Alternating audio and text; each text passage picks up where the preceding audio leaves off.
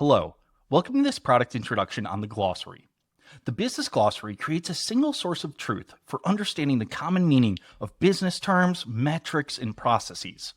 This solves many critical use cases for an entire company, some being that it puts everyone finally on the same page with definitions, such as finally having the answer to what a client actually is.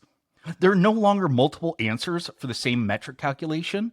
It allows for faster onboarding for new hires by having a single source of truth for the company's taxonomy. Building out your glossary is key to being truly successful with Atlan. The glossary can be accessed by clicking on the glossary icon on the left-hand navigation. Each glossary is listed in a nested fashion. You can expand each glossary by clicking on the arrows next to each glossary to see its contents.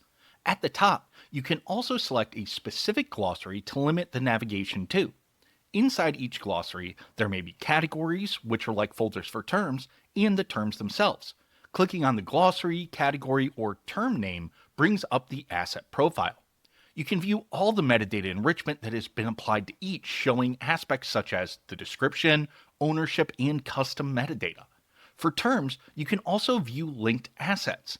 Linking assets to terms enables you to establish a relationship between an asset, such as a dashboard, and a specific term. This allows users to understand which assets the terms apply to. By clicking on the Link Assets button, you can effortlessly search for assets to link to your terms. You can also do this from the assets themselves by simply navigating to the asset and clicking on the edit or plus sign for terms. In order to link terms here, you can navigate the glossary hierarchy or search to find the term and add the link to your asset.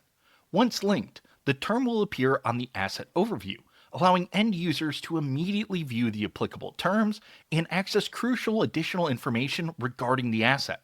You can even add terms to assets through playbooks.